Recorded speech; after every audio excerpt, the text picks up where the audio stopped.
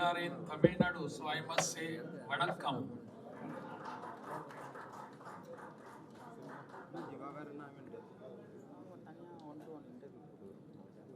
I feel very much honored to be amongst you people who have reached to the greater heights in your fields.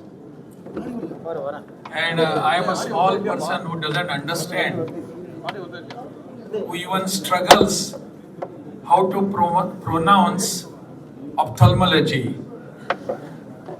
And it is an irony that I am speaking to you on a subject which is very much irrelevant to me or my studies. On this occasion, on the inauguration of this function, I am sharing this auspicious dais along with Secretary General of Indian Intraocular Implant Refractive Surgery Convention, Professor Dr. Amar Agarwal ji, Dr. Jeevan Titiyal ji, Dr. T.P. Lahane, Dr. Regina Parekh, Dr. G.K.S. Parihar,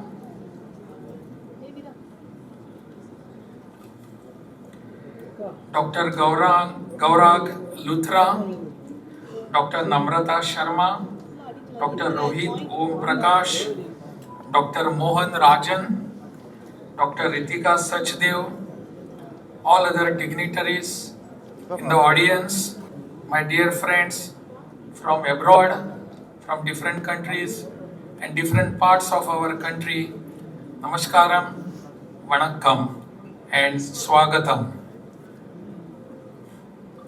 It is really an odd thing, you must have understood. All those who are sitting here and here, they have a prefix called doctor, and I don't have that. Because you have learned something, you are a doctor. I'm coming from Goa, and in Goa, we always call a learned person as a doctor. He is a doctor. Normally, one who is an advocate, who practices himself and high-level advocate, we call him doctor, dotor in our language, and doctor. So you all are learned people, and you are doctors. In your field, you are masters.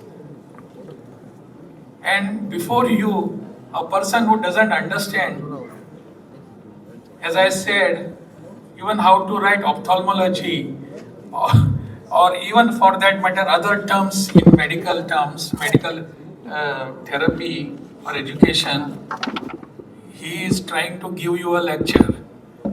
See how fallacy is this, irony is this. But still I have been called here. I am very happy to inaugurate this. You will be deliberating on different subjects regarding ophthalmology. What are the innovations? What are the renovations? What had been happening in the past? What is happening today? How should we will be facing the problems, challenges in future? All these things will be discussed by you. And you have to be there physically. Though today's whole era itself is digitized or robotized, everything is there, and far away from your particular location, you can diagnose many people through the process, through the technology. Still, you have to be there somewhere. Many a times, if you are not even physically present there, sentimentally, emotionally, or mentally, you have to be there. If you are not there, then you will not be able to diagnose it properly. You will not be able to understand the problem the patient has, the person has. You have to be there mentally also. So that is what we need. Nowadays we talk about AI and everything. All these technologies are here to serve the humanity. They are not masters of us. They cannot be masters, should not be also. If they try to be, we should not make them masters. We should not be their slaves. We have to be masters of all the technologies, all the processes.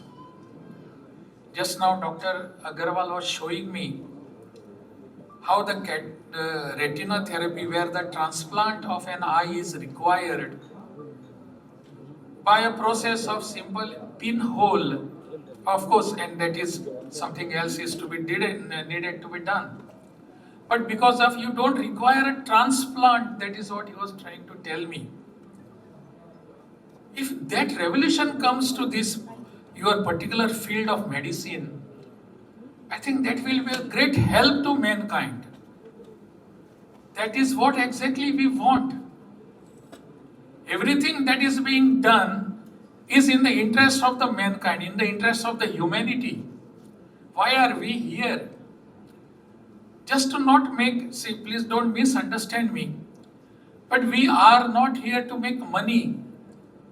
You have not gathered from all parts of our country and abroad, from other parts of the world, to just come here, learn what are the other means of making money. Not at all, not at all, not an iota of it. You have come here to understand what are the developments in this particular field of medicine. What is to be done next, how it is to be done next, how it will be benefiting the people, the humanity, the mankind. That is the reason why you have come here to exchange your ideas, your innovations, your procedures. So all that you have come here all the way to just discuss that, exchange that, understand and learn. That is the greatness of all of you here. And it is nobody else's job. It is only you can do it. Only you can do it. Because for a human, such all practices, medical practices to be alive, we have to have all such practices within our reach. And that is what you are trying to make available. You have done this. Ultimately, what we need not money to survive. We need some sort of humanity to survive. And that human touch has to be always there when we practice, when we go further for a procedure. If we do not have that human touch, all that we are doing today will be of no use. We have talent, we have knowledge, we have all professionalism. Without human touch, it will be of no use.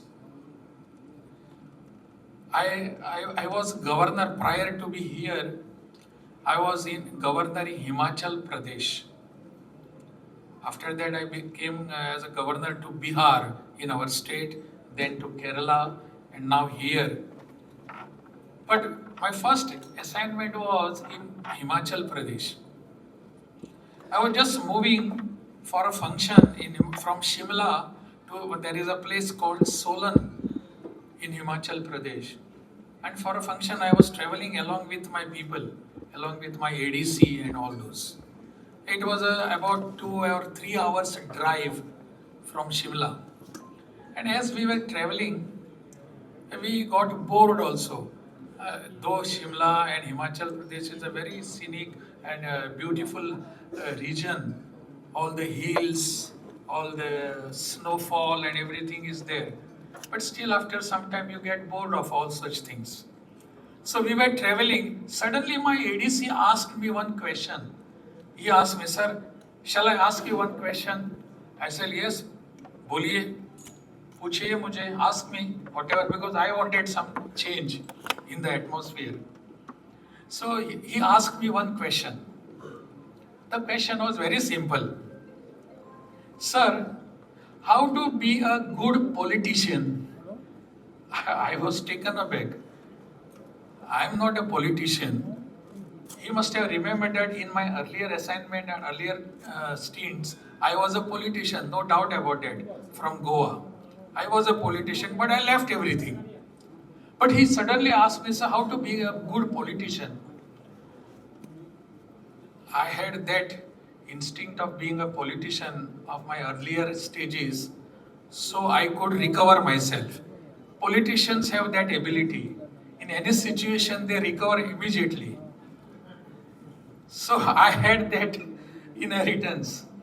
So I could recover myself. And I asked him again, I put him in a fix. I asked him, you are an IPS officer. How to be a good IPS officer? How to be a good IAS officer? How to be a good lawyer? How to be a good doctor? How to be a good judge, justice? How to be a good politician, a minister? He was confused now. So he was looking at me, sir, I did not understand your question. I said, I'll tell you. There is nothing called good politician. Because nowadays, as we, particularly in our country also, it is very unfortunate, good and politicians, these two words are just opposite word. Is there any politician here? Please forgive me, if at all. Not yet. I am relieved. Okay. But there is nothing called good politician. There is nothing called good IPS officer. There is nothing called good IAS officer, nothing called good doctor, nothing called good chartered accountant, nothing called good lawyer, nothing called good judge. To be a good judge, to be a good lawyer, to be a good doctor, or to be a good IPS officer or an IAS officer, you have to be basically a good human being. Only then you can become a good something. At heart, you have to be good. If you are a good person, if you are a good human being, you can be good anything. You can be a good doctor, you can be a good politician, you can be a good lawyer, you can be a good judge, you can be a good IPS officer also. We all have to be there, good at heart. Whatever knowledge, whatever expertise, whatever talent I have, it is in the interest of that person, that person, humankind or human being, in his interest that I am working for or getting more and more knowledge every time. My renovations, my experiments are in his interest, in the interest of the mankind. That has to be there. And we all, I do not know whether you believe in God or not, but I believe, I trust. And I've always feel that God has given us this opportunity to help us, to serve the people. He has given us this opportunity. He has not chosen anybody else who is walking on the streets. It is we have been chosen by the God. Let us be grateful to Him. And that has to be inculcated in our practice, in our thoughts. Then only we will be able to deliver everything. I have everything with me. But if I do not have that humanity within myself, I am of no use. I have to have that. All the innovations will be there, all the digitization will be there, all machinery will be there, everything is there. But that humanity, human touch is with me. The person who operates that, who is behind that has to be taken care, my dear friends. I know all of you are aware of this. I know you all are aware and you must be thinking about this. What I have done is just standing before you and just talking loudly what you are thinking very silently. Just I put your words in my mouth and I am talking that. That's all. You have everything in your mind. You are there. You are doing everything with human touch. And you know how to work next day also, next time. You know it. The work, the task which I do here is what your mind is being spoken by me loudly. This sometimes we call it loud thinking. That loud thinking is being done on your behalf by me. That's all. Nothing else. I'm no better than you, I know. You are experts, you know this. So all this has to be followed, my dear friends. You will be deliberating, keeping this in mind. You will be discussing, you will be having discussions. You will be having an exchange of your ideas. What are the procedures there? Whether I can implement it here, I can have an experiment with this patient or not, everything. But with that humanity in my mind, you are doing this. This is just what I wanted to say, my dear friends. You are here. Being the governor of this state, I welcome you for these particular deliberations, for this summit.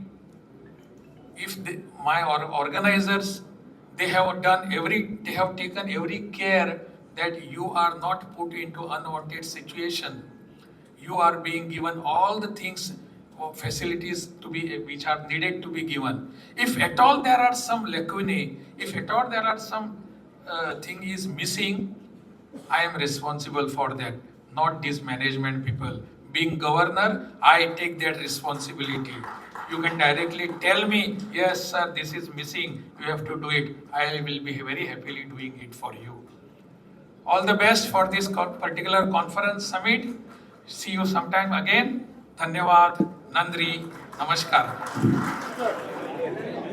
Indian Intraocular Implant and Refractive Society ஒரு பெரிய conference நடக்கிறது 2 நாள். This was inaugurated by our Honorable Governor of Tamil Nadu and Kerala.